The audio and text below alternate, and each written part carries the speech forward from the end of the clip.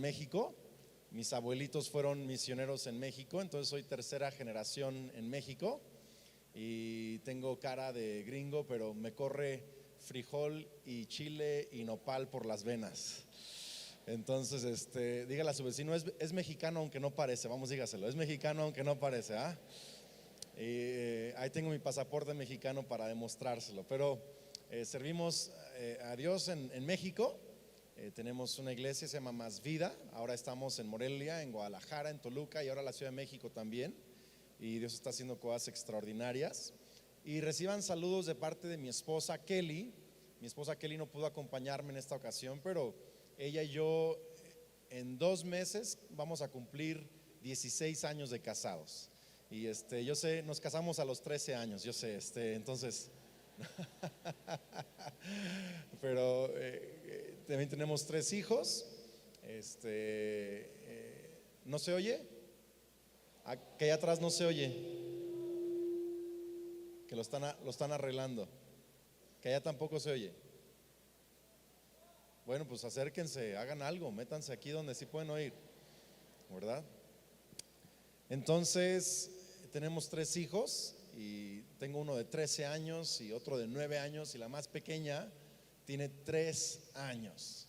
Entonces es mi princesa, ¿verdad? Y me pone a bailar a cada rato. No sé cuántos tienen niñas pequeñas, pero es una alegría extraordinaria, ¿no? Y me sorprende porque a mis hijos les encantaba jugar luchitas.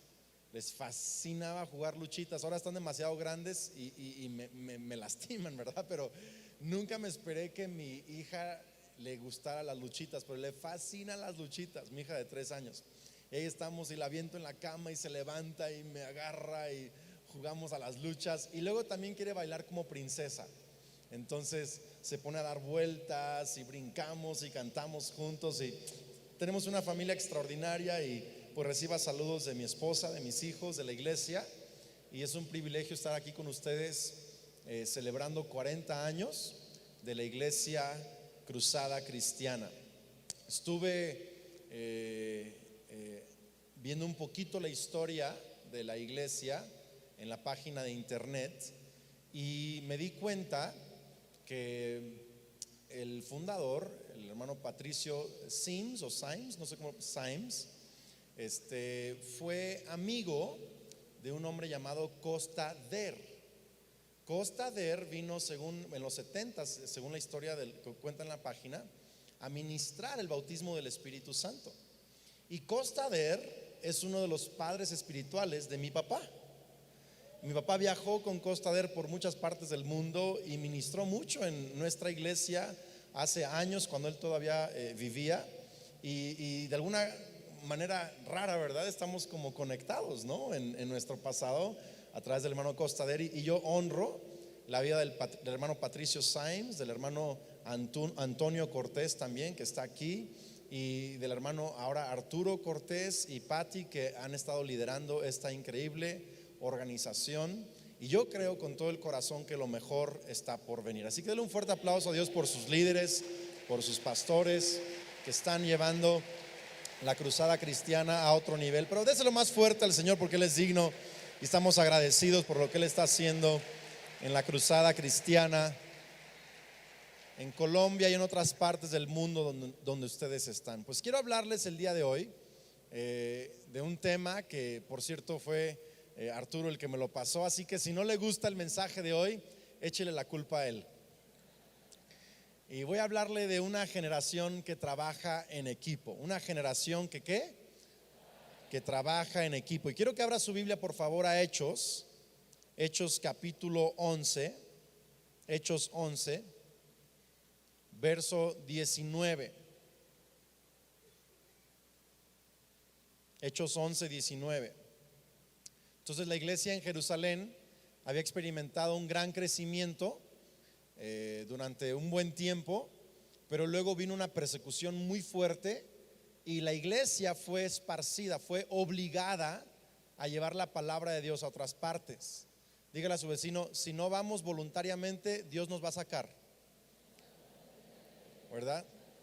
Y fueron esparcidos los creyentes a diferentes lugares y está narrando esta parte de la escritura algo de lo que ocurrió en algunas de las partes donde llegaron los creyentes. Entonces, Hechos 11, verso 19, dice: ahora bien, los que habían sido esparcidos a causa de la persecución o tribulación que sobrevino después de la muerte de Esteban, el primer mártir, llegaron hasta Fenicia, Chipre y Antioquía, no hablando la palabra a nadie, sino solo a los judíos. Tenían la costumbre de solo predicar a judíos, o primero al judío.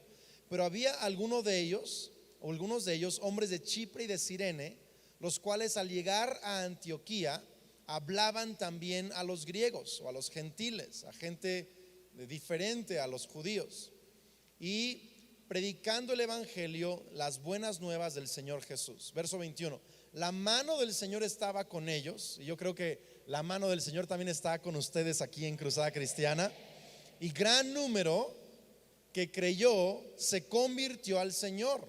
Muchas personas, gran número, multitudes. La noticia de esto llegó a oídos de la iglesia en Jerusalén, y enviaron a Bernabé a Antioquía. Alguien grita el nombre de Bernabé. Voltea y toque el hombro de alguien, dígale: Bernabé. Así es, tienes que grabarte ese nombre esta mañana.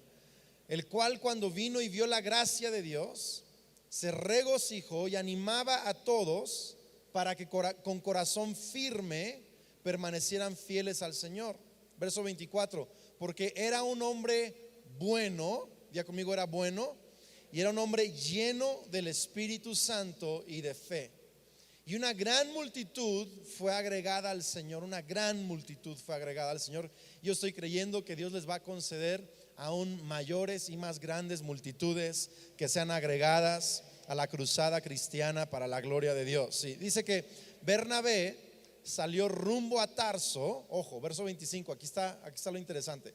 Bernabé entonces salió rumbo a Tarso para buscar a Saulo, y cuando lo encontró, lo trajo a Antioquía, y se reunieron con la iglesia por todo un año, y enseñaban a las multitudes, y a los discípulos se les llamó cristianos por primera vez en Antioquía. Padre celestial, te doy muchas gracias por tu palabra. Pido, Señor, que tú me uses, que me des claridad, que me des autoridad al hablar tu palabra. Pido, Señor, que tú abras corazones y oídos espirituales, y que, Espíritu Santo, tú lleves esta palabra y la apliques a cada corazón, cada pastor, cada iglesia, cada persona, conforme a la necesidad de cada quien, en el nombre de Cristo Jesús. Y todos decimos amén. ¿Alguna vez alguno de ustedes ha tratado de hacer algo que realmente era para más de una persona, pero tú querías hacerlo solo? ¿Te ha pasado alguna vez eso? Hace unos días estábamos viajando con la familia, y tenemos que montar un portaequipajes arriba de la camioneta porque la cajuela es muy chiquita y no caben las maletas, y nos acompañaba otra persona. Entonces ahí en la parte de atrás de la casa almaceno un portaequipajes. Es como, no sé si aquí lo ubican, es como una caja grande de plástico que se pone arriba, se sujeta arriba de los carros o las camionetas, y realmente es un portaequipajes que es para dos personas cargar. Pero como yo estoy haciendo ejercicio y levanto pesas y me siento muy fuerte y me gusta hacer las cosas solo, ¿alguien acá se identifica conmigo? Me gusta hacer las cosas solo, no me gusta pedir ayuda. Entonces yo agarré ese portaequipajes y lo empecé a bajar del estante, y yo pensé que podía, y esa cosa me cae en la cabeza, ¿verdad? Y ahí estoy yo con el golpe en la cabeza y tratando de detenerlo para que no se caiga y no se rompa. Y ahí estoy, me hice, no sé si se dice aquí esa palabra, voy a usar otra palabra. Me hice, es que no quiero decir una palabra mala aquí en Colombia. Entonces tengo que buscar, me frustré mucho.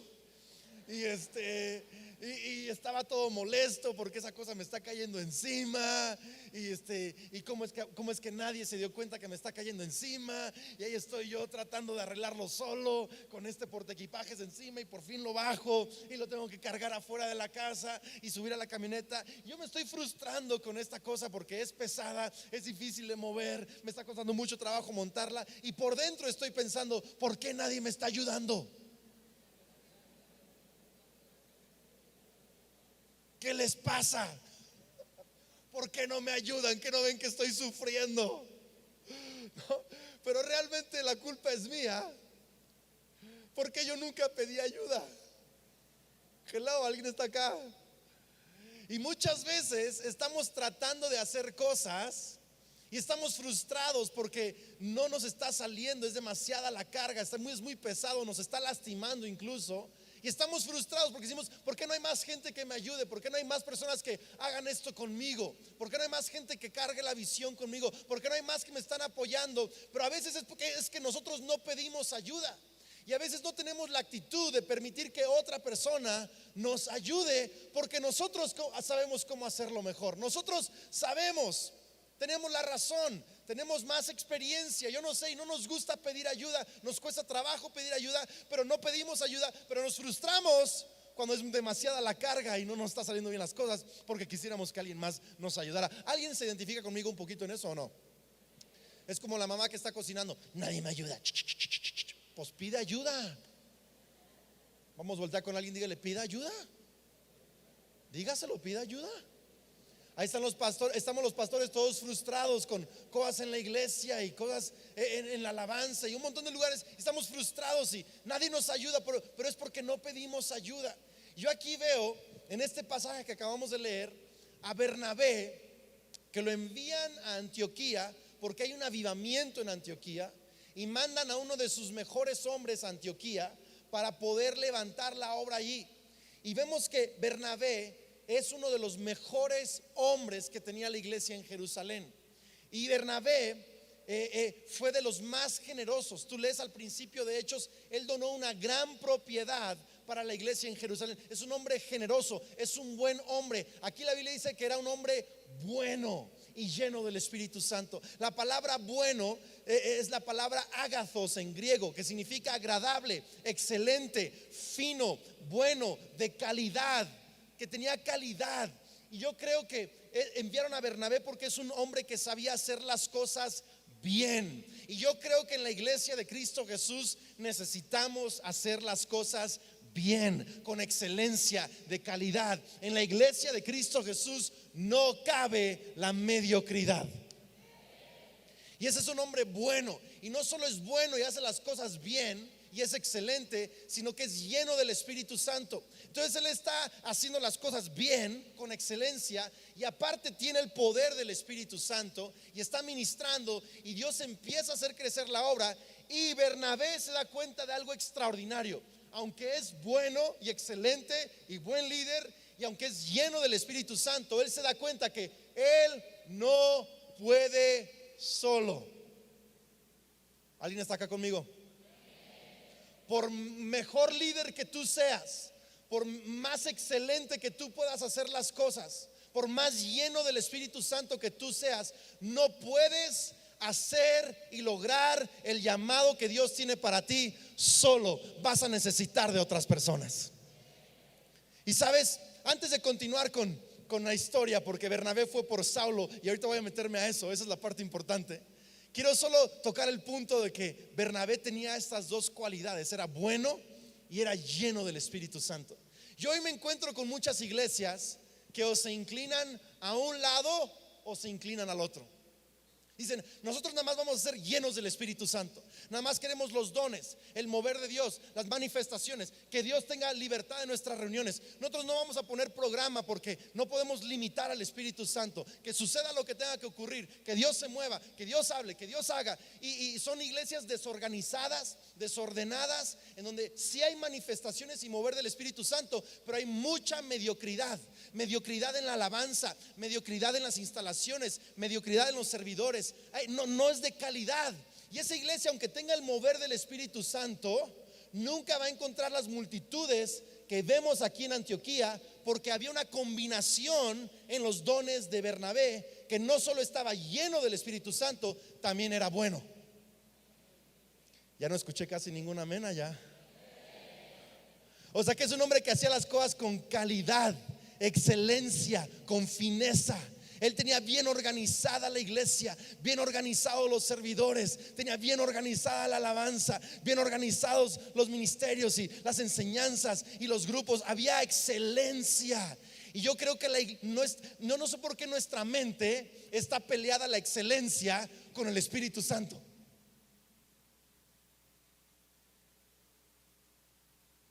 El hombre más excelente que caminó la faz de la tierra se llama Cristo Jesús. Se dijo de Jesús: todo, no algunas cosas, todo lo hace bien. Y no solo era el hombre más excelente, era el hombre más lleno del Espíritu Santo.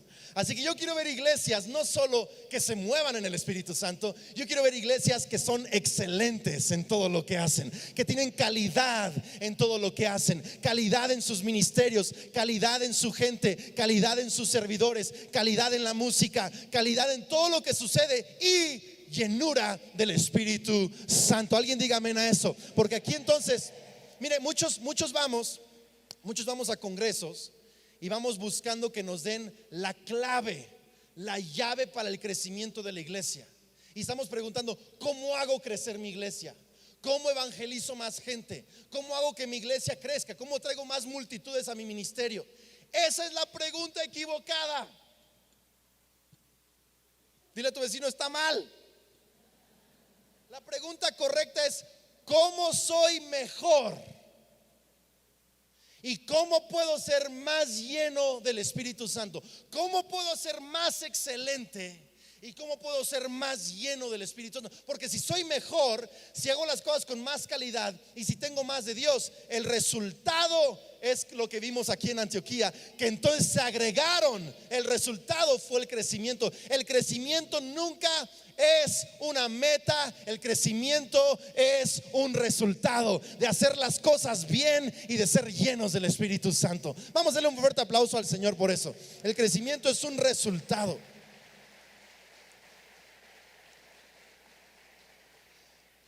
Entonces empezó a crecer tanto que Bernabé se dio cuenta: yo no puedo hacer esto solo. Vamos, diga eso conmigo: no puedo solo. Grítelo: no puedo solo. Entonces fue a buscar a Pablo. Y Pablo no se llamaba Pablo todavía, era Saulo. Y Saulo estaba en un lugar llamado Tarso. Y Saulo estaba en Tarso porque la gente le tenía miedo a Saulo. La gente no quería estar cerca de Saulo. Es más, dice en Hechos capítulo 9, verso 26, cuando primero Saulo empezó a creer en Cristo, dice que llegó a Jerusalén, trató de reunirse con los creyentes, pero todos le tenían miedo. Dicen algunos historiadores que entonces Pablo, que antes era Saulo, pasó como 13 años en Tarso, solo, olvidado, porque todos le tenían miedo. Toque el hombro de 3 personas, dígale: miedo, miedo, miedo. Vamos, dígale: miedo, miedo. Pero Bernabé, ojo con esto, Bernabé años después está en Antioquía y la obra crece demasiado y Bernabé dice: ¿quién me podrá ayudar? El Chapulín Colorado no. ¿Quién me podrá ayudar? Y empieza a pensar en diferentes candidatos. Dice: ya sé, Saulo de Tarso. Todos los demás le tenían miedo, pero Bernabé creía en el llamado que había en Saulo de Tarso. Bernabé había visto que Dios usaba a Saulo de Tarso. Y sabes, fue por Saulo y lo trajo a ayudarle en Antioquía. ¿Sabes qué es lo que dice Matt Henry, el gran comentarista y teólogo al respecto? Dice lo siguiente: es muy buena obra sacar una vela que está escondida debajo de la mesa y ponerla sobre el candelero, sobre la mesa. O sea, él está diciendo que Saulo era como una vela debajo de la mesa y Bernabé lo sacó y lo puso sobre el candelero. Dice: el traer a Saulo a Antioquía, siendo Saulo un gran comunicador y probablemente un predicador más fuerte, significaba que quizá opacaría, eclipsaría a Bernabé, porque Pablo brillaría más. Pero Bernabé estaba dispuesto a ser opacado por el bien de la iglesia. Dígale a su vecino: ese no fue Andrés, fue Matt Henry. Vamos, dígaselo: fue Matthew Henry. Ese es un teologazo, ¿no? Y dice: Bernabé trajo a Pablo a Antioquía, aunque significaba que Bernabé sería el menor, para enseñarnos a todos a buscar las cosas de Cristo más que las nuestras. Y vemos que entonces Bernabé trae a Saulo, aunque Saulo tenía mayor capacidad de liderazgo. Bernabé estaba dispuesto a ser opacado para que Pablo brillara, para trabajar en equipo. ¿Y sabes qué es lo que ocurrió? Un gran mover de Dios ocurrió en Antioquía. Dice que las multitudes seguían creciendo.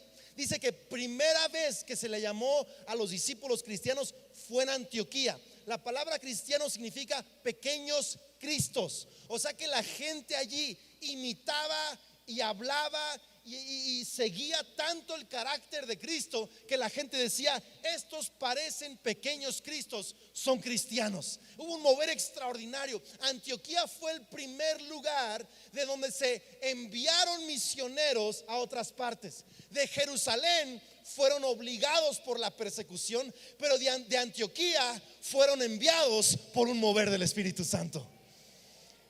Y eso es lo que necesito que escuches. Si se te olvida todo lo demás que voy a decir, tienes que acordarte de esto.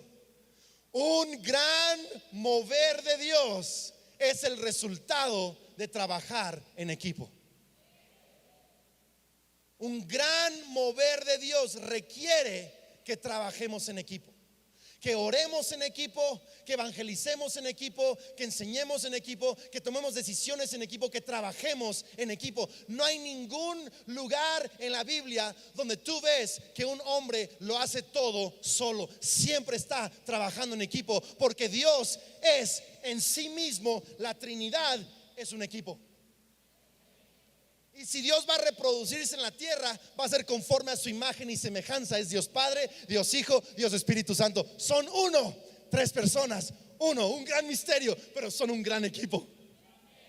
Y si Dios va a moverse en la tierra, va a hacerlo a través de grandes equipos, a través de gente humilde como Bernabé, que da lugar a otros para hacer un equipo que cambie las ciudades de la tierra, que cambie las regiones en Colombia. Se necesitan equipos extraordinarios en cada iglesia de Cristo Jesús.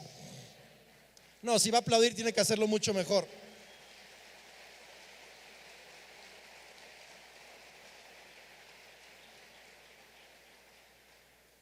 ¿Cuántos quieren aprender a trabajar en equipo? Quiero darte 3 cosas que yo veo aquí rápidamente, 3 principios. Las 3 empiezan con E, de cómo Bernabé trabajó en equipo. ¿Cuáles fueron las calidades, las cualidades que él tuvo para trabajar en equipo? Y lo primero que yo veo es que Bernabé es enseñable. Es un hombre enseñable. Wow, esa es una cualidad que ya no veo muy seguido en la iglesia de Cristo el día de hoy. Lo veo en pocos, pero es una cualidad que tenía Bernabé. Él estaba sujeto, dice que lo enviaron, imagínate, los apóstoles lo enviaron lejos de su casa, lejos de su tierra, lejos de sus parientes, y él era enseñable, era sujeto, obediente. Cuando Pablo llegó, le dio lugar, estaba dispuesto a aprender de Pablo. Él era enseñable. Y muchos de nosotros tenemos que aprender a ser enseñables otra vez. Le pregunté a un gran líder, gran predicador en el mundo, no voy a mencionar su nombre, pero es súper famoso y súper relevante y conoce a los más grandes pastores del mundo, a gente que yo admiro mucho. Es amigo, por ejemplo, de gente como Brian Houston, es gente como amigo como de Rick Warren y gente así. Yo le pregunto, le digo, ¿cuál es el secreto de que estos hombres, aunque ya son mayores, ya tienen varios de ellos 50 y tantos y 60 y tantos, siguen siendo relevantes para esta generación? Siguen siendo punta de lanza para esta generación. ¿Cuál es el secreto de ellos? Y él me miró y me dijo, el secreto de todos ellos, le mencioné como 5 nombres, me dijo, es que son enseñables. Le digo, ¿cómo así? Me dice, ellos siempre están preguntando, ¿qué están haciendo las nuevas generaciones? ¿Qué le puedo aprender a ese pastor? ¿Qué le puedo aprender al pastor joven? ¿Qué le puedo aprender al pastor de la iglesia chica? Al pastor de la iglesia grande. ¿Qué puedo aprender? ¿Qué puedo aprender de los jóvenes? ¿Qué puedo aprender? Y como son enseñables y están siempre reinventándose, son gente que siempre tiene una palabra fresca para hablar de parte de Dios a la gente, porque son enseñables. Usted necesita decirle a 3 personas: sea enseñable, vamos, sea enseñable. Toque el hombro de 3, 4 personas: sea enseñable. Mira, una cosa es estar en una clase, otra cosa es ser enseñable. Ser enseñable es una actitud. Ser enseñable te genera cambios. No es solo decir: ay, qué interesante. Ser enseñable es evaluarte y estar dispuesto a hacer cambios. Le voy a decir qué es lo que me pasaba a mí hace años, a mí y a mi esposa, cuando veíamos otras iglesias, otros ministerios, íbamos a otros congresos. Íbamos de pronto a iglesias mucho más avanzadas que la nuestra, y me pasaba una de 2 cosas. Íbamos a congresos así muy impresionantes, con predicadores muy impresionantes, con iglesias muy impresionantes, y a mí y a mi esposa nos pasaba una de 2 cosas. Por un lado, nos deprimíamos. Así que, ¿cuándo? ¿Cuándo voy a ver eso en México? No, eso no es para México, eso nomás para otros países tan desarrollados, tan bonitos. Eso nunca en mi México. Y menos con Andrés Speaker, no, jamás. Y me deprimía. Y uno salía de esos eventos, un wow por el evento, por la iglesia, por el predicador, pero te sales de... ¿Alguien ha tenido alguna vez esa experiencia? Que ves a alguien y dices, wow, y luego te sales así como que soy un loser total. O sea, no, o sea, nunca, no he hecho nada con mi vida y no voy a hacer nada comparado con él, y te deprimes. Luego la otra cosa que me pasaba es que buscaba un error del ministerio para yo poder criticarlo y tener una razón para no aprenderle. Hello. Entonces decía, no, si está increíble eso y eso y eso y eso, pero no se siente tan chévere la presencia de Dios allí. Entonces no, pues como que esos cuates no están bien. Pero no usó mucha Biblia en sus prédicas. Pero no trae corbata.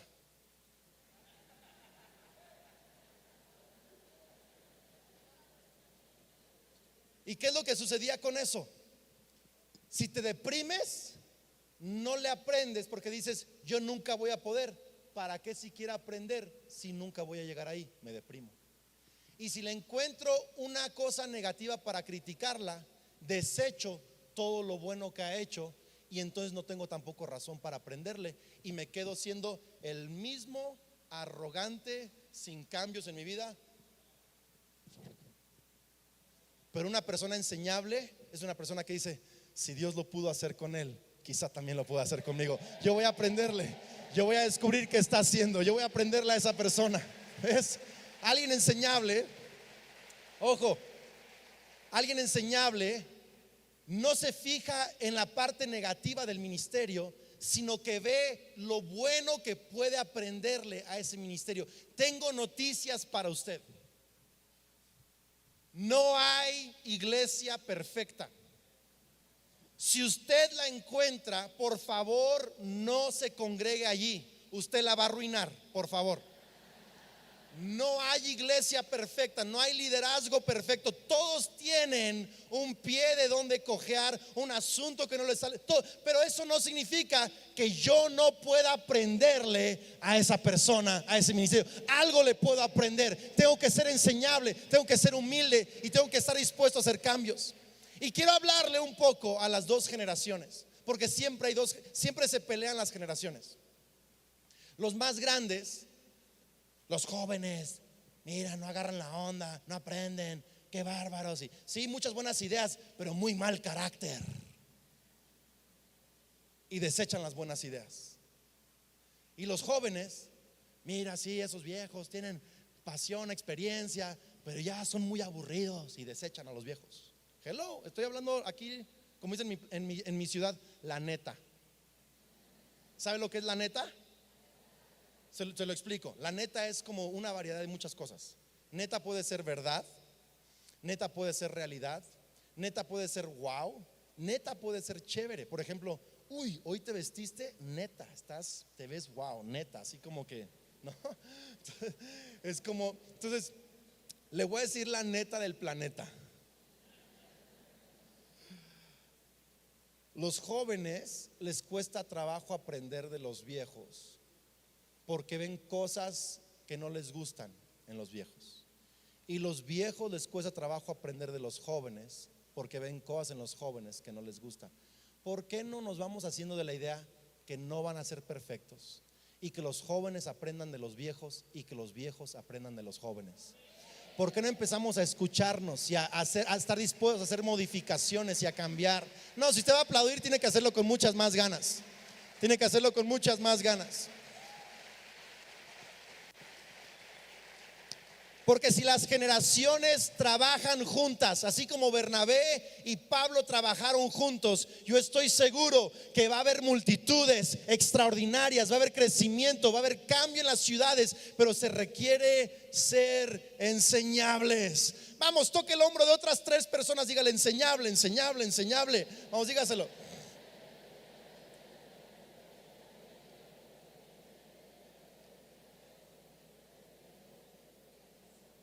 Número 2, la segunda E que yo veo en Bernabé es que él estaba dispuesto a la segunda E, empoderar a la siguiente generación.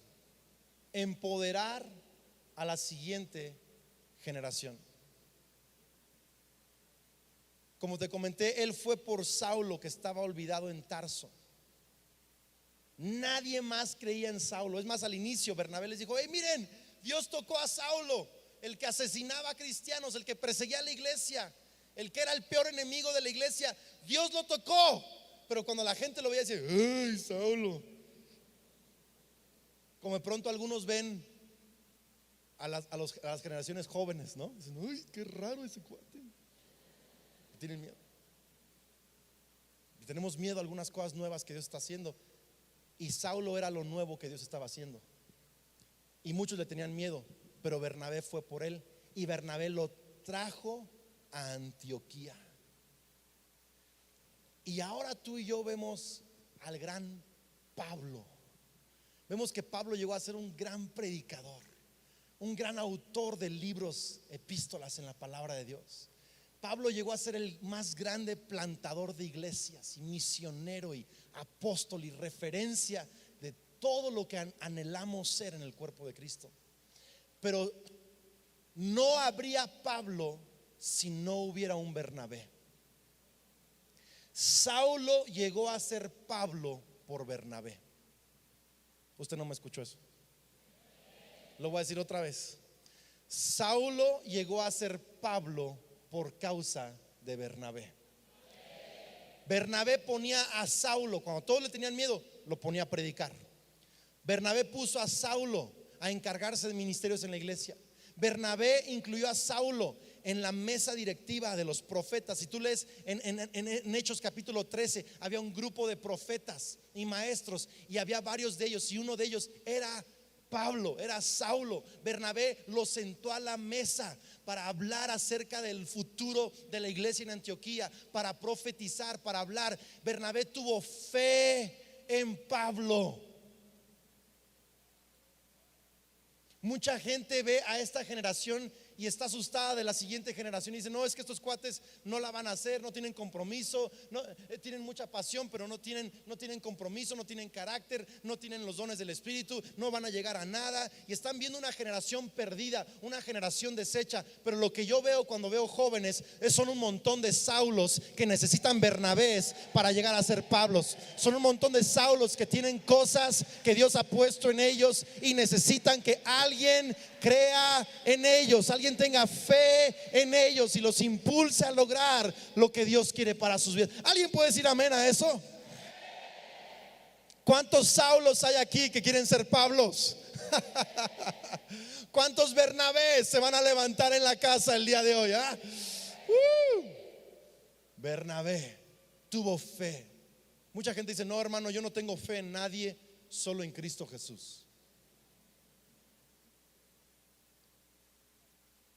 Qué triste vida.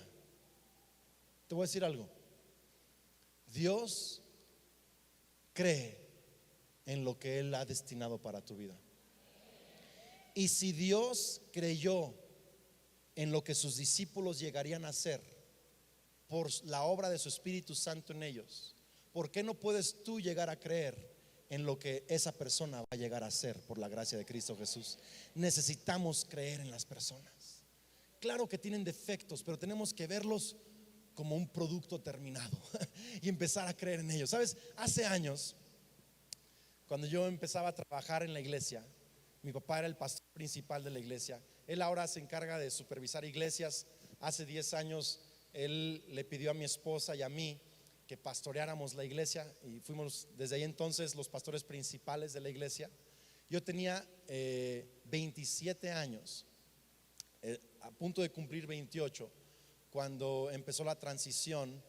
Mi papá entregó una iglesia muy exitosa, muy pujante a este chavo.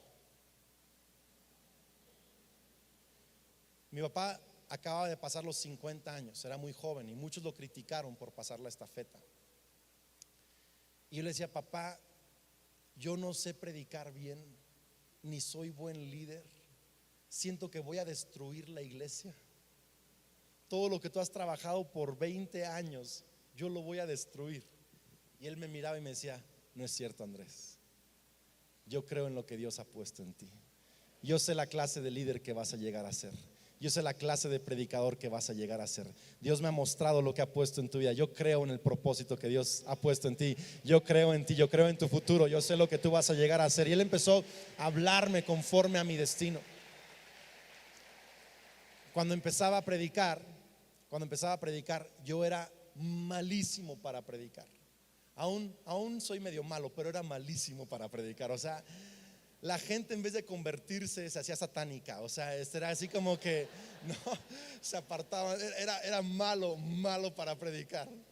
Y yo me acuerdo que varias veces yo decidí: yo ya nunca voy a predicar, jamás lo voy a volver a hacer, ¿no? Y yo le decía a mi papá: papá, jamás voy a predicar otra vez. Y mi papá me decía: sí, está bien, no te preocupes. Y luego me llamaba y me decía: tienes que predicar, y me obligaba, ¿no? Pero me acuerdo en los inicios que nos visitaba un gran amigo, el pastor Joe Rosa, que es a mi gusto, uno de los comunicadores más brillantes que la iglesia tiene. Súper ameno, y estás riéndote a morir y de pronto te suelta el sablazo y te pones a llorar. O sea, es extraordinario, es un gran comunicador, ¿no? Y Joe Rosa en aquel entonces era como el máximo predicador en México. No había nadie más grande que él. Y me acuerdo que una vez me abrazó después de un congreso, y me abrazó y puso su mano sobre mí y me habló en su tono puertorriqueño que no me sale muy bien imitar. Me dijo: hey, chico, me dice: tú vas a llegar muy lejos. Me dice: tú vas a ser de los mejores predicadores de México. Yo veo lo que Dios ha puesto en ti. Tú te vas a levantar de maneras que ni tienes idea. Tú vas a ser punta de lanza para una generación que se va a levantar. Tú vas a predicar mucho mejor de lo que yo predico. Y ahí me tenías a mí, llore y llore y llore. ¿Sabes por qué estaba llorando? Porque un grande de la fe creía en alguien que iba comenzando. Creía en lo que Dios había puesto en un muchacho hace años atrás, cuando nadie más lo veía. Y yo estoy preguntándome: ¿habrá Bernabés en la casa que puedan ver a Saulos cuando todavía no son Pablos, y guiarlos y creer en ellos y darles lugar en la mesa, en la iglesia, para que lleguen a ser esos Pablos que Dios ha dado que lleguen a ser? ¿Habrá aquí gente que quiera levantar esa clase de Saulos en la iglesia el día de hoy? Vamos, si vas a aplaudir, tienes mucho más fuerte. Y el tercer principio que yo veo en Bernabé es que es enseñable. Él empodera a la siguiente generación. Él tiene fe en los hijos espirituales. Pero lo tercero que yo veo es que Bernabé sabe escuchar a Dios en equipo. Escuchar a Dios en equipo. Y hablé un poquito de esto hace unos momentos, pero en Hechos capítulo 13, vamos a leerlos más de una vez. Hechos 13, verso 1. Hechos 13, verso 1. Fíjate qué equipazo se había levantado en Antioquía. Dice: entre los profetas, plural, y maestros, plural, de la iglesia de Antioquía de Siria, se encontraban Bernabé, Simeón, llamado el negro, Lucio de Cirene, Manaén, compañero de infancia del rey Herodes, Antipas y Saulo. Fíjese qué grupo tan distinto aquí. Bernabé, ¿verdad? Que es un hombre que viene muy exitoso, muy pudiente, muy educado, viene desde Jerusalén, de la iglesia en Jerusalén. Bernabé, un hombre ya experimentado. Simeón, un hombre moreno de otra raza. Lucio de Cirene, de otra cultura. Manaén, que fue un compañero de infancia del rey Herodes Antipas. O sea, Manaén es una persona que creció en opulencia, en familias influyentes en la ciudad. Y luego tienes a Saulo. Dígale a su vecino: ese equipo es súper diverso, o sea, súper diverso, súper raro. Pero fíjate bien lo que ocurre ahí en Hechos 13, verso 2 ahora. Cierto día, mientras estos hombres adoraban al Señor y ayunaban, el Espíritu Santo dijo, a través de distintas personas, diferentes puntos de vista, diferentes perspectivas, diferentes culturas, el Espíritu Santo dijo: consagren a Bernabé y a Saulo para el trabajo especial al cual los he llamado. Así que después de pasar más tiempo en ayuno y oración, les impusieron las manos y los enviaron. Si tú quieres trabajar en equipo, necesitas aprender de los jóvenes. Jóvenes, necesitas aprender de los viejos. Necesitamos aprender de otras iglesias. Yo en unos días voy a ir a un congreso en Hillsong, a aprender de ellos. He venido a iglesias aquí en Bogotá a aprender de los Corson. He ido a aprender de iglesias en Tulsa con Willie George, en Dallas con Gateway, en pastores en México. Siempre estoy aprendiendo. Envío a mi gente a aprender a diferentes iglesias. Quiero que aprendan. Claro que cada ministerio tiene puntos negativos, pero quiero ser enseñable. Y si tú vas a crecer, necesitas ser enseñable. Número 2, necesitas creer en la siguiente generación. Tienes que darles oportunidad de hacer cosas. ¿Sabes qué ocurre en nuestra iglesia? A mí me gusta, ¿no?, mucho la música y todo, pero me he dado cuenta que la música de esta generación es muy distinta a la música de la generación en la cual yo viví. La música en la generación en la cual yo crecí era mucha música de esa de Remolineando y los carros del faraón y toda esa onda. Y es que, o sea, si el Espíritu Santo iba a llegar, había que cantar echó a la mar, o sea, allí se prendía la cosa, ¿me explico? Pero ahora la música es muy distinta. Entonces, por ejemplo, en la iglesia, ahora los chavos empiezan a usar secuencias electrónicas. Y entonces tenemos a un cuate, ¿verdad?, en la plataforma, un chavo de 17, 18 años, que hace secuencias electrónicas y pone secuencias tipo DJ.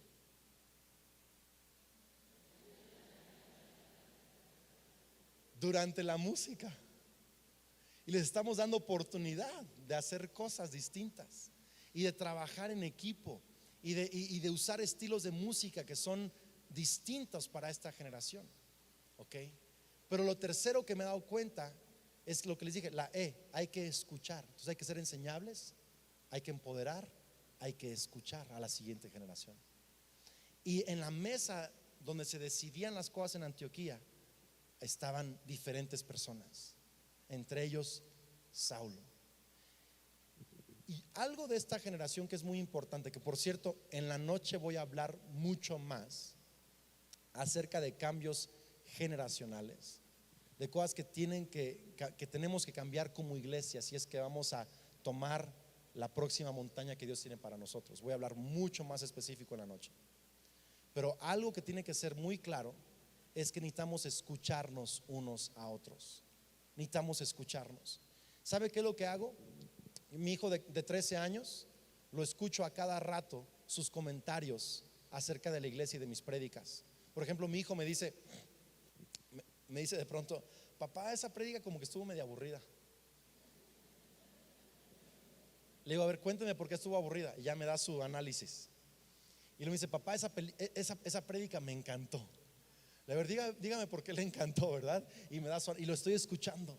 En vez de decirle: cállese, escuincle, mocoso, usted que sabe de predicar, usted agarre, o sea, no, lo escucho. Tengo jóvenes en la iglesia y los escucho. Sigo a gente en Twitter y en Instagram y en Facebook para escuchar qué están diciendo otros pastores jóvenes, los jóvenes, qué es lo que están hablando, qué es lo que anhelan, qué es lo que ellos quieren ver en la iglesia, necesitan de parte de Dios, cuáles son sus anhelos, deseos. Y en mi equipo de trabajo en la iglesia, con quienes tomamos decisiones, le voy a decir las edades de la gente que tomamos las decisiones principales en la iglesia. ¿Quiere saberlas? Porque se me va a ir usted para atrás, se me va a ir para atrás. ¿Quiere saberlas o no? Yo soy el más grande. Tengo 38. Luego tengo a un asistente muy fuerte que se llama Javier, tiene 34. Mi esposa tiene 35. Luego tengo otro de 32. Luego tengo otro de 27. Y luego uno de 26. Y son los que están tomando las decisiones más importantes de una iglesia ahora de multitudes. Hello.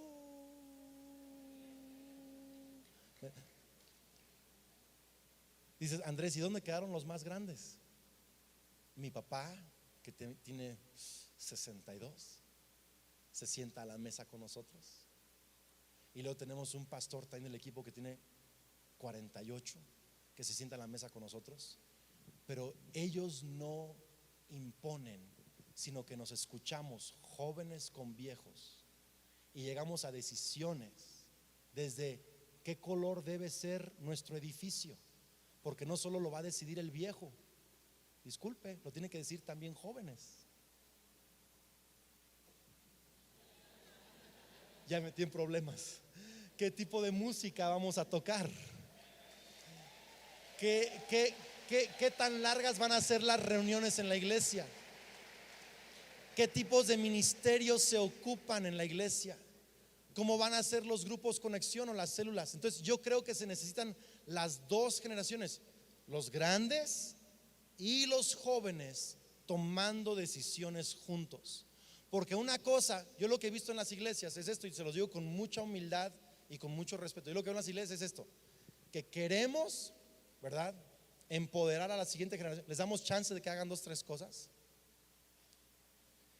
como que pretendemos ser enseñables, pero a la hora de tomar decisiones no hay una unidad de generaciones. Y en la mesa de decisiones de iglesias y de movimientos cristianos necesita haber pastores jóvenes que tienen un carácter de Cristo, por supuesto, que son maduros, que claro cumplen los requisitos de Primera de Timoteo acerca de diáconos y de líderes, pero que son jóvenes suficientes para entender el razonamiento y la manera de pensar de esta generación, porque cada generación tiene su cultura, cada generación tiene su lenguaje, y si no trabajamos en equipo no vamos a ver el gran mover de Dios que Él tiene para nosotros. Aquí vemos a Bernabé y Saulo trabajando en equipo, diferentes generaciones, diferentes perspectivas, diferentes maneras de ver las cosas, trabajando juntos, llegando juntos a una decisión en donde el Espíritu Santo, a través de jóvenes y grandes, a través de diferentes perspectivas, está hablando a la iglesia para tomar las mejores decisiones de la iglesia, para que la iglesia tenga como resultado un crecimiento tan espectacular que sacuda las ciudades de Colombia, las ciudades donde sea que está cruzada cristiana, que sacuda las naciones de la tierra con un mover fresco del Espíritu Santo. Vamos, si vas a aplaudir tienes que hacerlo con mucha más fuerza. Si alguien puede pasar al piano, por favor. Si alguien puede pasar al piano, por favor. Alguien que me ayude al piano, ya estoy terminando. Ya quieren que acabe, ¿verdad? Entonces ya estoy acabando. Miren, mi pastor tiene 81 años. 81 años. Él es mi pastor. Y es el hombre más, en México decimos, alivianado. Uy, él es de los hombres que más respeto. Él a los 22 años se fue de misionero a África y levantó un movimiento. Estuvo ahí solo creo 10 años, pero levantó un movimiento que ahora tiene más de 3,000 iglesias en África. Es un hombre que es pastor de pastores, es profeta, es un maestro de otro nivel. Tiene 81 años este hombre. Él es mi mentor, él es mi pastor. Y no quiero dar a entender que se trata de que los grandes escuchen a los jóvenes. Yo escucho a los grandes. Los jóvenes tienen que escuchar a los grandes, pero los grandes tienen que entender que hay cosas que los jóvenes entienden que ellos no entienden. Mi pastor de 81 años me pregunta cosas. Me dice: Andrés, ¿y por qué hacen eso en la iglesia? Y le explico y dice: qué bueno, le voy a decir a los otros pastores que también lo hagan como ustedes. Y tiene 81 años.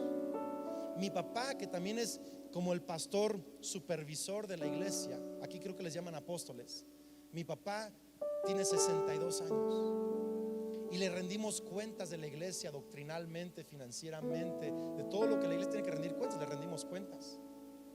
Pero él nos da oportunidad, nos dice: ¿y por qué hacen eso? Perfecto, me encanta, hay que enseñar. Y ahora mi papá está enseñando los mismos libros y mismos principios y mismas cosas que nosotros estamos aplicando como iglesia joven. Él lo está enseñando a toda su red de iglesias en todo el país y tiene 62 años. O sea que tanto nosotros recibimos de ellos entrenamiento, discipulado, carácter, corrección, como también ellos están recibiendo de nosotros ideas, estrategias, modelos frescos para la iglesia de hoy. Porque necesitamos a los grandes y necesitamos a los jóvenes. Y si así como Bernabé y Saulo pudieron unirse en Antioquía, se pudieran unir las generaciones en cada iglesia para llevarlo adelante, cosas increíbles sucederían. Quiero terminar con este pensamiento. De Antioquía salió el dúo más dinámico de misioneros que te puedes imaginar. De Antioquía salió un dúo que cambió la faz de la tierra para siempre. Plantaron iglesias en diferentes zonas y llevaron el evangelio de una manera extraordinaria, y eso salió de Antioquía. Mi pregunta es: ¿qué saldrá de tu iglesia si te animas a trabajar en equipo? ¿Qué saldrá de tu familia si te animas a trabajar en equipo en vez de estar peleado con tu esposo? ¿Qué saldrá de tu empresa si aprendes el valor de trabajar unos con otros? ¿Qué saldrá de las iglesias de Cruzada Cristiana si aprendemos a trabajar en equipo? Si los jóvenes aprenden a honrar a los grandes y los grandes aprenden a creer en los jóvenes, ¿qué cosas van a suceder en Cruzada Cristiana? ¿Qué saldrá? ¿Qué dúos dinámicos saldrán? ¿Qué mover de Dios saldrá? ¿Qué cosas tan extraordinarias van a salir? Porque yo creo que los mejores años para Cruzada Cristiana están por delante. Yo creo que los mejores días están por delante. Yo creo que aún no han visto las más grandes multitudes, aún no han visto los mejores misioneros, aún no han visto las mejores iglesias, aún no han visto a los mejores, ¿alguien está escuchando? Aún no han visto a los mejores pastores, a los mejores evangelistas, aún no han visto a los mejores profetas que se van a levantar en este movimiento. Lo mejor de Cruzada Cristiana está por delante. Damos gracias a Dios por lo que Él hizo en el pasado, honramos el pasado, agradecemos el pasado, pero tenemos un futuro brillante, tenemos una gloria que va en crecimiento. El día postrero será mejor, será mejor. El día que viene será mejor. Alguien diga amén a eso. Vienen cosas mejores. La gloria de esta casa va a ser mayor. Los años que vienen serán mejores. Los maestros que se levantarán serán mejores. El mover de alabanza será mejor. Las iglesias serán mejores. Habrá mejores días para Cruzada Cristiana. Se va a levantar un mover como en Antioquía. Va a haber gente saliendo izquierda y derecha, impactando pueblos y ciudades y naciones enteras. Ustedes no han visto nada. 40 años solo es el comienzo, solo es el entrenamiento, solo es la preparación para lo que Dios va a hacer en los años futuros. Alguien dele gloria a Dios. Si tú lo crees, dale gracias a Dios. Él lo va a hacer.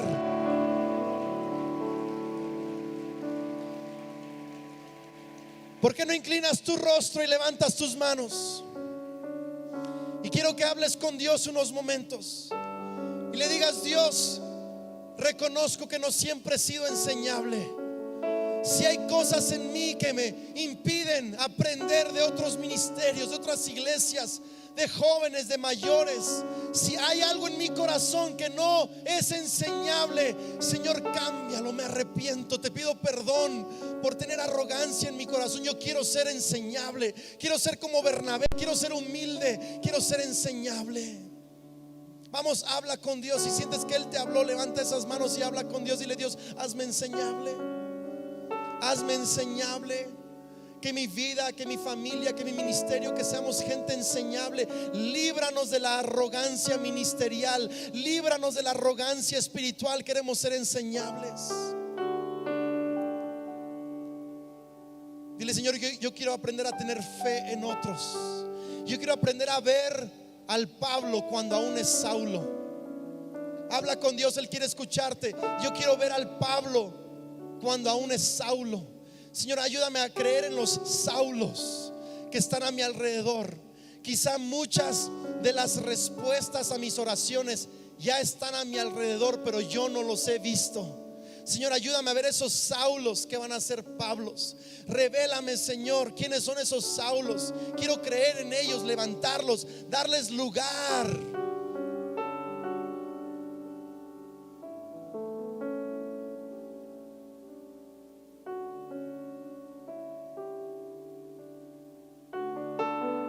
Hay algunos aquí que son jóvenes, que sienten que tienen sueños, tienen propósitos, tienen llamado, pero se sienten amargados porque sienten que su pastor no les ha hecho caso, no los ha ayudado, y estás frustrado.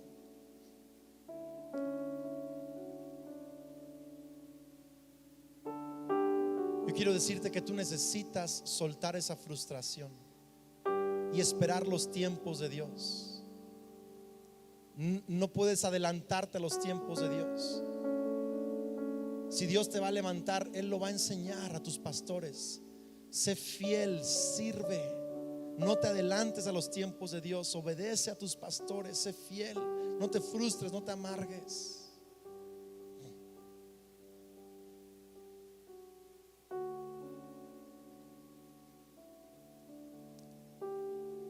También dile: Señor, enséñanos a escucharnos unos a otros. Enséñanos a escuchar a otras generaciones.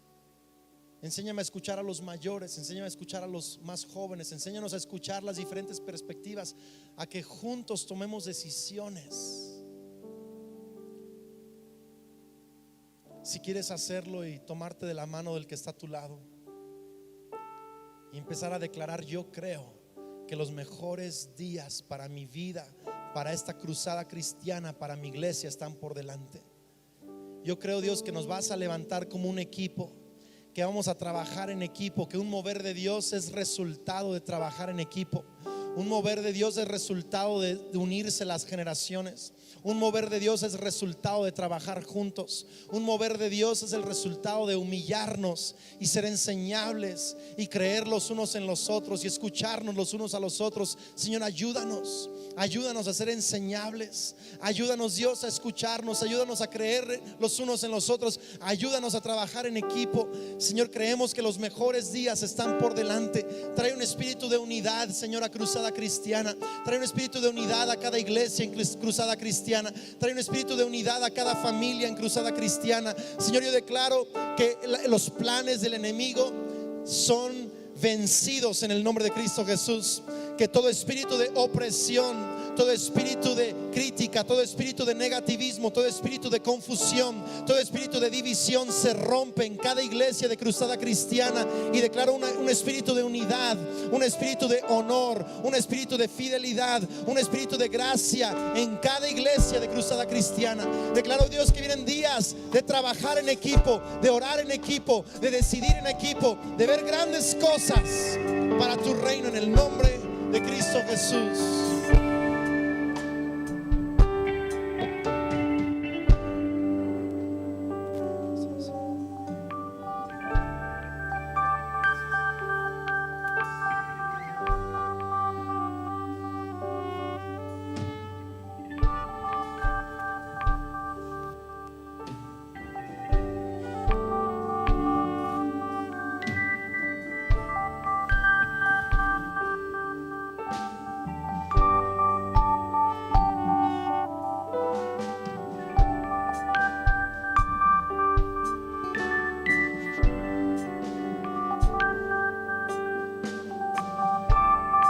Espíritu Santo, háblanos, háblanos profundamente a nuestro corazón. Oh Señor, confirma lo que nos has desafiado en esta mañana, Señor. Señor, que ni las aves del cielo, ni el sol, ni ninguna otra cosa echen a perder la semilla que ha sido sembrada en nuestro corazón, Señor. Y Señor, yo te pido que tú des visión en este momento a los líderes de las iglesias, Señor, a los pastores, a los presbiterios regionales, a los presbiterios locales, a los presbiterios generales, para que podamos entender cómo trabajar en equipo, Señor. Oh Espíritu Santo, síguenos hablando en el